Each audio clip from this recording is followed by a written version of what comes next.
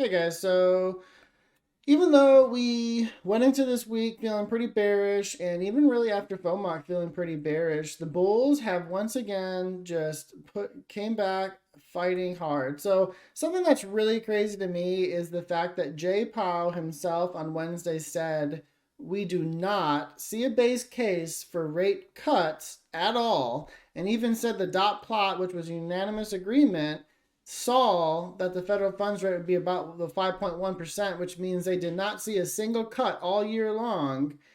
And he even said the market had got it wrong, pricing in I think at the time was 100 basis point rate cut. Today it was announced that the markets have already priced in another 25 basis point rate cut. So we're at a point here where this reminds me a lot of October, where basically the markets just didn't believe Jay Powell, didn't believe the Fed, and they were just going to do whatever they wanted to do. The market 1000% is setting itself up for a Fed pause at this next FOMOC. I don't really think we're going to get that personally, but there's a lot to be said about banks and a lot to be said about inflation before we get there. So from a daily standpoint, I'm extremely bullish. So incredibly, end of day here with that small little pump right before close, we actually established a new demand support at 393. So basically with this and the fact that I said we would come down and touch 390.1, and that if we didn't break through this level to see 386, then we were likely to bounce. Now that we put this new demand over this previous 386 demand, we have to favor upside here. So I actually closed my long puts and I am in some long calls here. I'm favoring a retest of minimally 399 right here. If we can break through that supply, then there's a really strong case that we could push up to 405.2 again.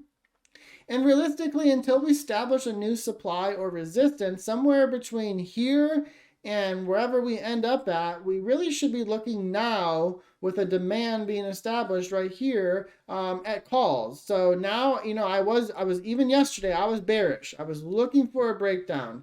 But now that this demand is established here and the upside momentum is continuing and this 390.1 bounce, from a daily standpoint, we have to be looking bullish here until we either get a new supply or something crazy happens with the banks. Now, the one interesting thing here from a supply and demand standpoint on the daily and weekly and daily price action on SPY and really even futures, it's extremely bullish. However, on the weekly, it's a little more difficult. So we have this clear black bear channel and we have this really nice V bottom right here. So the interesting thing is that unless we open at 398.3 on Monday, we're pretty much going to break this support. So breaking that support would open up some downside. However, one thing to factor in here, while this is a gravestone reversal down candle, is the fact that we did retake 390.1 pivot and closed over that. Last week, that was our resistance, and now we turn that into support. So that does favor some upside. I would have liked to have seen the bulls get this back over the daily 8 and 20 EMA. We have this strong resistance right here at 396. However, if next week we can close over that, our key resistance is once again 400, or 399. I'm sorry, I keep saying 400. 399, which is also our supply level. So this is going to be this 399 to 400 is going to be a massive level for sure. Going over to futures, so one thing I am seeing here is a really large cup and handle forming.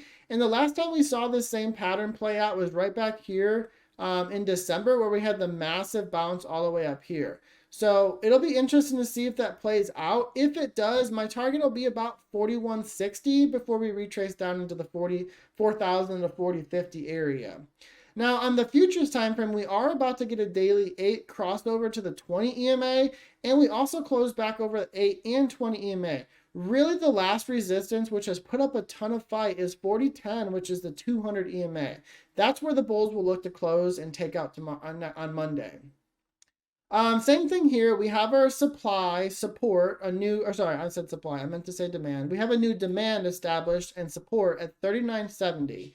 With this being established, we should, once again, look for a retest of 4040 to 4055. Now, one thing I'm envisioning happening here is we have this old 4096, 4095 demand, which is now resistance. There's a scenario which the cup and handle plays out that we're going to break out, take out that demand, and establish a new supply, come back down and take out these supplies, which then allows us to make a demand and allows for even more upside potential. So that's kind of the scenario that this cup and handle is setting up for us right now, and that's where I'm positioned right now, is for some upside right here. Same thing on futures weekly. We actually have the JPM collar right here at 40.20 on the call side, 40.30, sorry, on the call side, and then 3600 on the puts.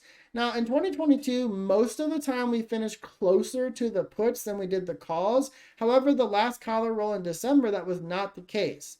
So for me here, I'm actually looking for upside potential. And we have a really nice V bottom formed right here. And really our big resistance is going to be 40.34 and then 40.55. If we break through those two levels next week, that really opens our upside potential. And with holding a new demand support at 39.20 that was just established this week, we took out previous demand at 39.70, and that once again opens up our upside. So from here, we have basically a demand on our key 39.20 pivot point. 39.20 is a huge level. So from here, if we bounce, we are going to be looking for that breakout, which we could even target as high as about 41.35 area. So going into next week, I remain bullish. We'll see what happens with the banks over the weekend. And the last little thing I'm going to talk about, this is a VIX today, is we have all these massive wicks and failures to break out to the upside. So with a closure back under the 8 and 20 EMA here, I do look for a downside continuation on the VIX. So I will definitely be looking for that next week, which would also lead to a push up on SPY. So I will not be here Monday. I will most likely be radio silent all day long and won't be trading. There will not be a pre-market and most likely will not be a nightly TA either. Tuesday I'll be back. Everything will be normal on Tuesday. So I hope you guys have a good weekend and I will see you guys on Tuesday.